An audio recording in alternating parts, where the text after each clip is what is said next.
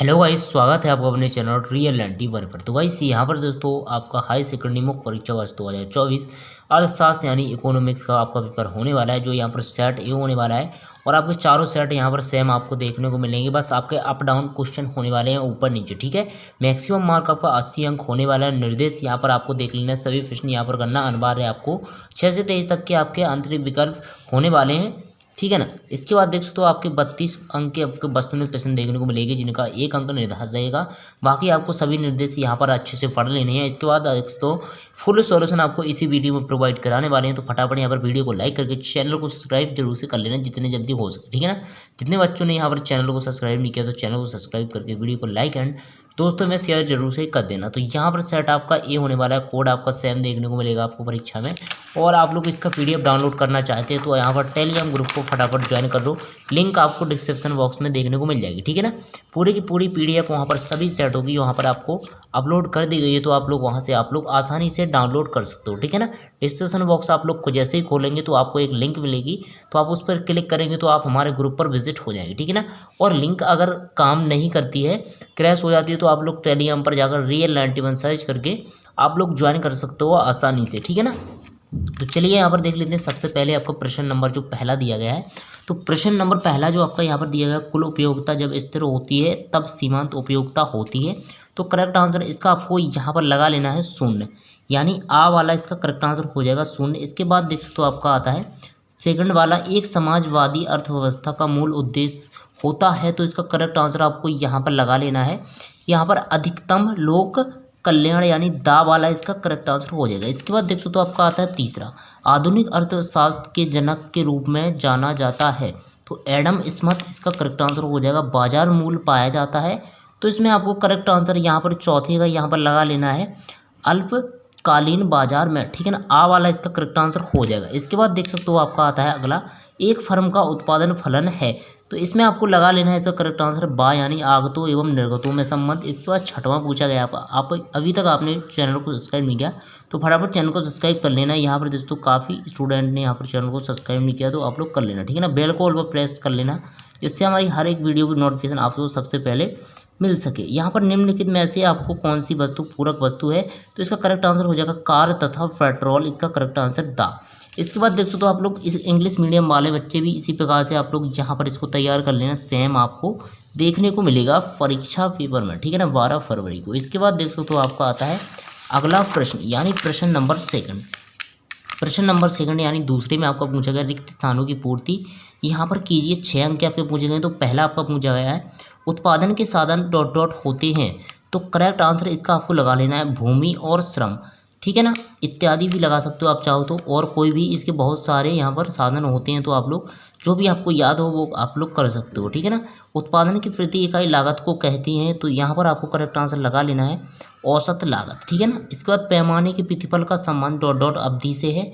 तो तीसरे का आपको करेक्ट आंसर लगा लेना है दीर्घकालिकी, ठीक है ना, दीर्घकालिनी, इसका करेक्ट आंसर हो जाएगा। विदेशी विनिमय दर को डॉट डॉट दर भी कहते हैं, तो यहाँ पर हो जाएगा विनिमय की समता दर, ठीक है ना। इसका करेक्ट आंसर क्या हो जाएगा, विनिमय की समता दर, इसका करेक्ट आंसर हो जाएगा। इसका सॉल्यूशन मैं आपको नोटबुक पर भी दिखाने वाला हूँ A to Z। यहाँ पर देखो अल्पाधिकार में विक्रेताओं की संख्या डॉट डॉट होती है, तो 4 से 10 के बीच में। संतुलित बजट में आय व्यय की राशि डॉट डॉट होती है, तो यहाँ पर आपको लगा लेना है इसका करेक्ट आंसर कुल राजस्व कुल व्यय के बराबर, ठीक है ना, या उससे अधिक हो सकती है। इसके बाद दोस्तों आपको इसका असत्य देखने को मिलेगा प्रश्न नंबर तीसरे में। तो यहाँ पर समाजवाद में निजी लाभ की भावना प्रमुख है, तो इसका आपका करेक्ट आंसर हो जाएगा यहाँ पर सत्य हो जाएगा, ठीक है ना। पहला आपका सत्य हो जाएगा उपयोगिता एवं आत्मनिष्ठता धारणा है, तो ये आपका यहाँ पर सत्य हो जाएगा। विश्व महामंदी वर्ष सन 1910 है, तो ये आपका यहाँ पर तीसरा जो है यहाँ पर असत्य हो जाएगा। GNP एक राष्ट्रीय अवधारणा है, ये आपका सत्य हो जाएगा।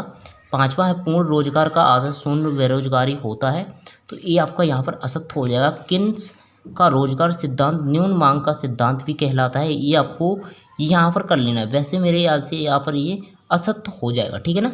इसके बाद आता है ट्रू फॉल्स, ये आपको कर लेना है।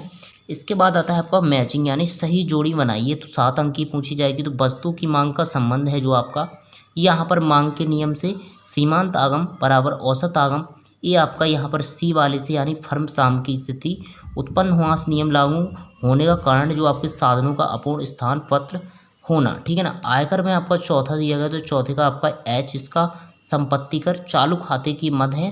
तो पाँचवें का आपका करेक्ट आंसर हो जाएगा डी यानी आयात निर्यात। CSO की स्थापना जो है छठा आपका, तो ये आपका एफ वाले सन 1952 में। इसके बाद APC तो आपका इसका बी इसका करेक्ट आंसर हो जाएगा, ठीक है ना।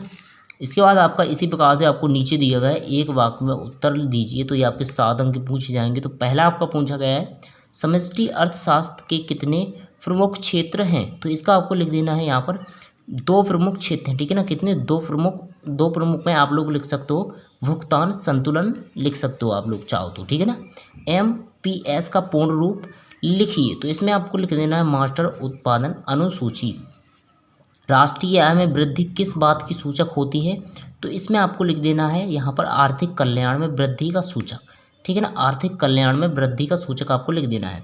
प्रत्यक्ष कर में कौन से कर शामिल होते हैं, तो यहाँ पर आयकर, निगमित कर, लेन देन कर इत्यादि आपको लिख देना है। इस प्रकार से आप लोग ये क्वेश्चन भी हो जाएगा। इसके बाद आता है आपका इसका 5वां पॉइंट, तो हस्तांतरण आय किस लागत को कहा जाता है, तो ऐसी आय जो बिना किसी सेवा अथवा दिए प्राप्त की जाती हो, जैसे आपकी छात्रवृत्ति, इसका करेक्ट आंसर हो जाएगा, ठीक है ना। मतलब जिसमें बिना आय गवाए यहाँ पर आप लोग को लाभ हो जाता हो, जैसे कि आप लोग छात्रवृत्ति इसमें उदाहरण लिख सकते हो, ठीक है ना। 5वें में कौन सी बैंक नोट निगमन का कार्य करती है, तो यहाँ पर रिजर्व बैंक आपका करेक्ट आंसर हो जाएगा, जो नोट निगमन का काम करती है, ठीक है ना। प्रत्याशित निवेश किसे कहते हैं, तो ऐसा जिसका मतलब किसी में आपको उद्देश्य प्राप्ति की जाती हो, उसे यहाँ पर प्रत्याशित निवेश कैसे कहते हैं। इसके बाद देख सकते हो आपको प्रश्न नंबर 6 पूछा गया, आर्थिक समस्या उत्पन्न होने के 2 कारण लिखिए। और इसके साथ वह देख सकते हो आपका अनधिमान मानचित्र किसे कहते हैं। और इसी प्रकार से आपका 8वां फुल सॉल्यूशन आपको दिखाने वाले हैं। एक बार आप लोग सभी प्रश्नों को देख लो। प्रश्न नंबर 8 है वह बजट रेखा किसे कहते हैं, मांग का अर्थ लिखिए, अनिधावन वक्र किसे कहते हैं, अथवा आप देख सकते हो इसका अर्थव्यवस्था की केंद्रीय समस्या क्या है। तो चलिए यहाँ पर 6, 7, 8 का सॉल्यूशन देख लेते हैं। इसके बाद आपका प्रश्न नंबर 9 देखेंगे हम, ठीक है ना। तो फटाफट चलिए मैं इसका सॉल्यूशन आपको निकाल लेता हूँ और इसका सॉल्यूशन मैं आपको A to Z प्रोवाइड करा दूंगा। तो फटाफट वीडियो को लाइक करके चैनल को सब्सक्राइब कर लेना। टेलीग्राम ग्रुप की लिंक आपको डिस्क्रिप्शन बॉक्स में देखने को मिल जाएगी, आप लोग फटाफट वहाँ पर ज्वाइन कर लो। चलिए तो यहाँ पर प्रश्न नंबर 6 का सॉल्यूशन आप लोग निकाल देते हैं। तो यहाँ पर देख दो ये आपका प्रश्न नंबर 6 का सॉल्यूशन हो जाएगा। पूरा का पूरा आपको यहाँ से यहाँ तक याद कर लेना है। इसके बाद आपका देख दो प्रश्न नंबर 7 जो पूछा गया, तो इसका सॉल्यूशन यहाँ पर अनधिमान मानचित्र क्या है, तो इसका आपको कर लेना है। इसके बाद नेक्स्ट क्वेश्चन आपका आता है क्वेश्चन नंबर 8 यानी 8वां क्वेश्चन आता है। तो इसका सॉल्यूशन यहाँ पर आप लोग देख सकते हो बजट रेखा क्या है, तो इसका सॉल्यूशन आपको यहाँ से कर लेना है पूरा का पूरा। तो ये देख सकते हो यहाँ से यहाँ तक आपको 30 वर्ड में कम से कम लिखना है, मिनिमम इसका होने वाला है, मिनिमम शब्द आपको 30 शब्द, ठीक है ना। इसके बाद आपका आता है प्रश्न नंबर 9। प्रश्न नंबर 9 आपका यहाँ पर दोस्तों क्या पूछा गया है, यहाँ पर निम्नतम निर्धारित कीमत क्या है, उदाहरण दीजिए। इसके बाद आपका अथवा में पूछा गया पूर्ति में परिवर्तन से क्या आशा है। 10वां पूछा गया परिवर्तनशील लागत किसे कहते हैं, स्थिर लागत किसे कहते हैं। इसके बाद आप बताओ क्वेश्चन नंबर 11 समष्टि आर्थिक विश्लेषण किसे कहते हैं, पैमाने के विकल किसे कहते हैं। इसके बाद आता है क्वेश्चन नंबर 12, तो आपका न्यून मांग के 2 उदाहरण, अत्यधिक मांग से क्या अभिप्राय है। 13 क्वेश्चन देख सकते हो दोहरी गणना किसे कहते हैं, राष्ट्रीय आय गणना की किन्हीं 2 विधियों के नाम। तो चलिए इसका सॉल्यूशन देख लेते हैं। यहाँ पर दोस्तों ये आपका दिया गया है, इसका सॉल्यूशन फुल सॉल्यूशन आपको प्रोवाइड कराने वाले हैं। आप लोग चाहो तो टेलीग्राम ग्रुप को ज्वाइन कर सकते हो, लिंक आपको डिस्क्रिप्शन बॉक्स में देखने को मिल जाएगी। यहाँ पर आप लोग आसानी से ज्वाइन कर सकते हो। इस देख सकते हो प्रश्न नंबर 9 में आपका पूछा गया था, इसको सॉल्यूशन यहाँ पर ये हो जाएगा। पूरा का पूरा आपको लिख देना है, पूरा का A to Z आपको यहाँ पर सॉल्यूशन प्रोवाइड कराना है। 10 का सॉल्यूशन यहाँ से यहाँ तक आपको तैयार कर लेना, ठीक है ना। आप लोग स्क्रीनशॉट लेते जाओ, यहाँ पर मैं आपको जूम करके दिखा देता हूँ पूरा का पूरा। इसके बाद आपका आता है प्रश्न नंबर 11 समष्टि आर्थिक विश्लेषण क्या है। तो ये आपको चित्र यहाँ पर इसका नहीं बनाना है, आप लोग ओनली यहाँ पर परिभाषा याद करनी है पूरी की पूरी, ठीक है ना। इसके बाद नेक्स्ट आपका प्रश्न नंबर 12 न्यून मांग के 2 कारण लिखिए, तो ये आपको कर लेने हैं। इसके बाद आता है देख सकते हो ये 2 पॉइंट आपको कोई भी इसमें से याद करने हैं। 3 पॉइंट यहाँ पर दिए गए, तो कोई भी आपको 2 तैयार कर लेने। इसके बाद दोस्तों आपका प्रश्न नंबर 13 पूछा गया था, दोहरी गणना क्या है, उदाहरण समझाइए, ठीक है ना। तो दोहरी गणना में आपको इस प्रकार से पूरा का पूरा ये आपको लिख लेना है। ये देख सकते हो, स्क्रीनशॉट ले सकते हो आप लोग, PDF आप टेलीग्राम ग्रुप से डाउनलोड कर सकते हो, ठीक है ना। इसके बाद चढ़िए बढ़ते हैं यहाँ पर नेक्स्ट क्वेश्चन की ओर। तो नेक्स्ट क्वेश्चन आपका यहाँ पर दिया गया है प्रश्न नंबर 14। तो प्रश्न नंबर 14 में आपका क्या पूछा गया है, यहाँ पर मैं निकाल लेता हूँ आप लोग फटाफट। तो आप लोग यहाँ पर चैनल को सब्सक्राइब जरूर से कर लेना जितनी जल्दी हो सके, एंड वीडियो को लाइक जरूर से कर देना, ठीक है ना। तो चलिए यहाँ पर नेक्स्ट क्वेश्चन निकाल लेता हूँ। थोड़ा प्रॉब्लम देखने को मिल रही होगी आप लोगों को, तो आप लोग इसको एडजस्ट कर लेना है। इसके बाद दोस्तों प्रश्न नंबर 14, केंद्रीय बैंक के 2 कार्य लिखिए, व्यावसायिक बैंक के 2 कार्य लिखिए, अधिशेष घाटा बजट क्या है, सरकारी बजट के 2 उद्देश्य लिखिए, किसी अर्थव्यवस्था की 3 केंद्रीय समस्याओं को लिखिए। इसके बाद पूछा गया 17 क्वेश्चन दोस्तों, पूर्ण प्रतिस्पर्धा के कोई 3 लक्षण लिखिए। 18 क्वेश्चन दोस्तों, वस्तु की पूर्ति को प्रभावित करने वाले तत्वों को लिखिए। तो यहाँ पर इसका सॉल्यूशन देख लेते हैं फटाफट 14 से 18 तक का।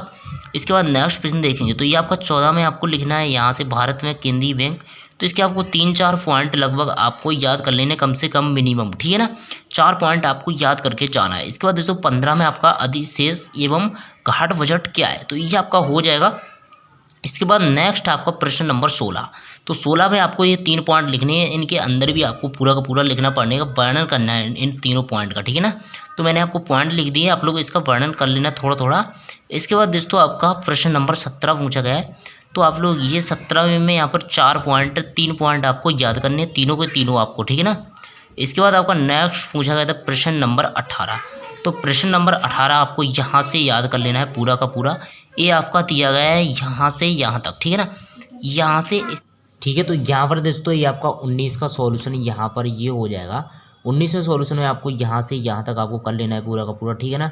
तो ये देख सकते हो ये आपका 19 का सॉल्यूशन हो जाएगा और यहाँ तक आपको लिख देना है। इसके बाद आपका 20वां क्वेश्चन आता है। तो 20वें क्वेश्चन में आपका देख सकते हो ये पूछा गया है, पूर्णतः लोचदार मांग तथा पूर्णतः विलोचदार मांग को रेखाचित्र सहायता समझाइए, ठीक है ना। तो ये आपका दिया मांग का नियम लिखिए, रेखाचित्र की सहायता से समझाइए। 21वां बाजार संतुलन की व्याख्या रेखाचित्र सहित आपको कीजिए। और 22वां है गुणक किसे कहते हैं, इसकी क्रियाविधि लिखिए, ठीक है ना। तो ये देख सकते हो ये आपका 20वां क्वेश्चन यहाँ से आपको लिखना है पूरा का पूरा, यहाँ से आपको पूरा का पूरा कंप्लीटली कर लेना है इसको तैयार, ठीक है ना। तो यहाँ तक कर लेना है। इसके बाद आपका 21 का सॉल्यूशन आपका ये दिया गया है, तो इसको आप लोग पूरा का पूरा कर लेना है। यहाँ से आपको चित्र सहित A to Z पूरा का पूरा आपको तैयार करना है, ठीक है ना। चित्र सहित आपको ये पूरा का पूरा यहाँ से यहाँ तक कर लेना है। इसके बाद आता है प्रश्न नंबर 22। तो 22 आपको यहाँ से पूरा तैयार करना है A to Z।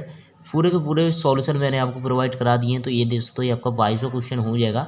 इसके बाद आपका आता है प्रश्न नंबर 23। तो प्रश्न नंबर 23 आपका क्या पूछा गया है यहाँ पर दोस्तों, भारत में भुगतान संतुलन को सुधारने हेतु 4 उपाय लिखिए, ठीक है ना। तो 4 अंक का पूछा गया है यहाँ पर दोस्तों, आपका ये पूरा का पूरा पेपर हो जाएगा 1 से 23 तक के सभी प्रश्न। ये आपका 23 का जो लास्ट है इसका सॉल्यूशन ये दिया गया, तो आप लोग इसको भी तैयार कर लेना, ठीक है ना। कोई 5 पॉइंट आपको इसको याद कर लेने, कोई भी A to Z में से कोई भी आप लोग 6 पॉइंट आपको दिए गए, तो कोई भी आप 5 याद करके जाना, 4 आपको लिखने हैं, ठीक है ना। तो आप लोग एक भूल जाओ तो यहाँ पर 4 आप लोग आसानी से ऐसे याद करना कि आप लोग याद रखे रहो, ठीक है ना। तो ये दोस्तों मैंने आपको A to Z पूरा का पूरा सॉल्यूशन आपको प्रोवाइड करा दिया है। तो आप लोग फटाफट चैनल को सब्सक्राइब कर लेना। यहाँ पर आप लोग टेलीग्राम ग्रुप की लिंक आपको डिस्क्रिप्शन बॉक्स में देखने को मिल जाएगी। तो आप लोग फटाफट वहाँ पर देख लेना, पूरा PDF अपलोड कर दिया गया है यहाँ पर सॉल्यूशंस है, तो देख लेना आप लोग जितने जल्दी हो सके डाउनलोड कर लेना, ठीक है दोस्तों।